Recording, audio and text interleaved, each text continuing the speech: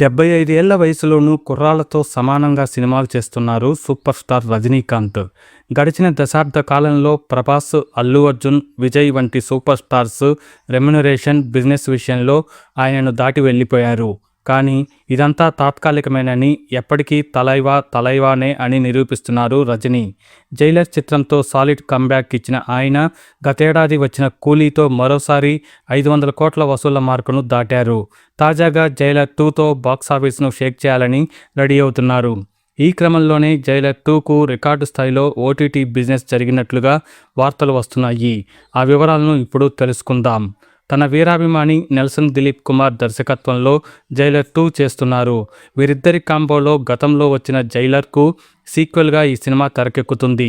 Sun pictures బ్యానర్పై ప్రముఖ నిర్మాత కళానిధి మారన్ ఈ జైలర్ 2 సినిమాను అత్యంత భారీ బడ్జెట్తో నిర్మిస్తున్నారు. రజనీ సరసన రమ్యకృష్ణ హీరోయిన్గా నటిస్తున్నారు. ఎస్జే సూర్య, యోగిబాబు, మీనా మేనన్, అన్నా రాజన్, జతిన్ సార్నా, సూరజ్ వెంజరాముడు తదితరులు నటిస్తున్నారు. అనిరుద్ధ్ రవిచందర్ సంగీతం అందిస్తుండగా ఆల్ నిర్మల్ ఎడిటర్గా, విజయ్ కార్తిక్ కన్నన్ సినిమాటోగ్రాఫర్గా వ్యవహరిస్తున్నారు. ఇండిపెండెన్స్ డే కానుకగా ఈ ఏడాది ఆగస్టు 12న జైలర్ 2 చిత్రం విడుదల కానుంది. ఈ సినిమా షూటింగ్ను నెల్సన్ దిలీప్ కుమార్ పరుగులు పెట్టిస్తున్నారు. ప్రస్తుతం హైదరాబాద్ నగర శివార్లలో కీలక సన్నివేశాలను షూట్ చేస్తున్నారు. మలయాళ సూపర్ స్టార్ మోహన్ లాల్ ఈ షెడ్యూల్లో పాల్గొన్నారు. ఆయనతో పాటు కన్నడ స్టార్ హీరో శివరాజ్ కుమార్ కూడా ఓ కీలక పాత్రను పోషిస్తున్నారు.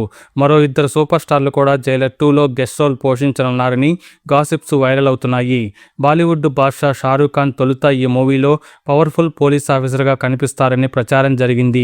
అయితే అనివార్య కారణాలతో ఆయన ఈ ప్రాజెక్ట్ నుంచి తప్పుకున్నట్లుగా తెలుస్తుంది.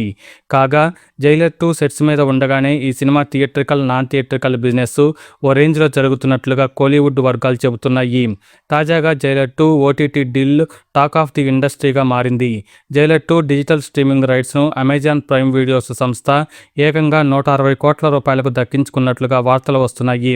సన్ పిక్చర్స్తో ఈ మేరకు అమెజాన్ డీల్ కుదుర్చుకున్నట్లుగా తెలుస్తుంది. తద్వారా అత్యధిక ఓటీటీ బిజినెస్ జరిగిన తమిళ సినిమాగా జైలర్ 2 నిలిచింది. జైలర్ తొలి భాగం ఓటీటీ హక్కుల్ని కూడా అమెజాన్ ప్రైమ్ సంస్థే దాదాపు 75 కోట్లకు దక్కించుకుంది. ఇప్పుడు రెండో భాగానికి 50% పైగా రేటు పెంచి 160 కోట్ల రూపాయలకు దక్కించుకుంది. దాంతో 75 ఏళ్ల వయసులోనూ రజనీ రికార్డుల మోత మోగిస్తున్నాడని, జైలర్ 2 రిలీజ్ అయ్యి ఏమాత్రం పాజిటివ్ టాక్ వచ్చినా వసూళ్లు ఊహించని విధంగా ఉంటాయని రజనీ అభిమానులు చెబుతున్నారు. ఇక మరిన్ని లేటెస్ట్ ఇంట్రెస్టింగ్ బాక్సాఫీస్ రిపోర్ట్స్ కోసం ఛానల్ను సబ్స్క్రైబ్ చేయండి.